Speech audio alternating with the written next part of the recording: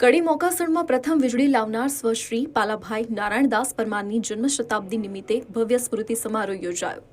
મહાપુરુષ સ્મૃતિ સ્મારક સેવા ટ્રસ્ટ દ્વારા પૂર્વ ધારાસભ્ય સ્વશ્રી પાલાભાઈ નારાયણદાસ પરમારની જન્મ શતાબ્દી વર્ષ નિમિત્તે ઉમા સમાજ ભવન શ્રી ઉમિયા માતાજી સંસ્થાન સેક્ટર 12 ગાંધીનગર ખાતે ભવ્ય સ્મૃતિ સ્મરણ અને શ્રદ્ધાંજલિ અર્પણ કાર્યક્રમનું આયોજન કરવામાં આવ્યું હતું.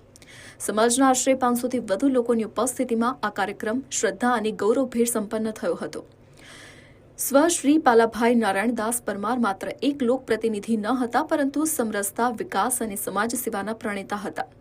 કડી તાલુકાના મોકાસણ ગામમાં પ્રથમ વખત વીજળી લાવવાનું ઐતિહાસિક કાર્ય તેમણે કર્યું હતું, જે તે સમયગાળામાં વિકાસની દિશામાં એક ક્રાંતિકારી પગલું માનવામાં આવ્યું હતું.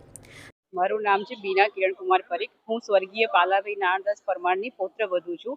આજનો જે કાર્યક્રમ છે એ મારા દાદા સસરાનો 100મું જન્મ જયંતિ વર્ષ અમે એમની યાદમાં ઉજવી રહ્યા છીએ. યાદો તો એમની બહુ જ છે, પણ સૌથી સારી યાદ એ છે કે એમણે સમાજ માટે, ખાસ કરીને અમે જે સમાજના લોકો છીએ એના માટે એમણે ઘણા કાર્યો કર્યા છે. એમાંનું એક કાર્ય જે સ્ત્રી પ્રત્યે છે એ આજે અમે લોકોને સમજાવીશું અમારા એક્ઝામ્પલથી, કે અમે આ પરિવારમાં શું શીખ્યા અને શું આગળ વધી રહ્યા છીએ.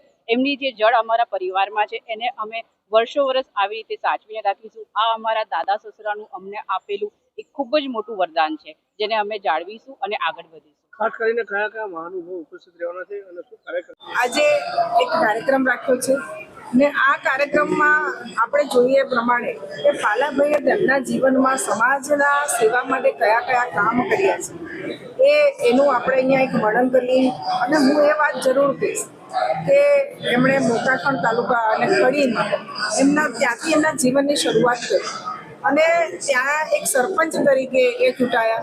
ત્યારબાદ એ રાજનીતિમાં ધારાસભ્ય તરીકે પણ ધારાસભ્ય બન્યા આવીને, અને જોટાણા સીટ પરથી પણ એ લડ્યા.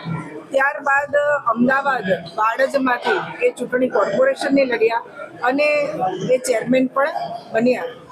હું એ વાત જરૂર કહીશ કે આ એમની જીવનની સફરમાં એમણે જે કામ કર્યા ને એ સમાજના લોકોને ખૂબ ઉપયોગી થાય એવા કામ કર્યા છે. સેવાનું કામ કર્યું છે. આખું જીવન એક આદર્શ જીવન હતું ને એમના જીવનમાંથી આપણે ઘણું બધું શીખવું જોઈએ. એના માટે એમના પરિવારનો એક પ્રયત્ન છે. થોડા સમય પહેલાં મારા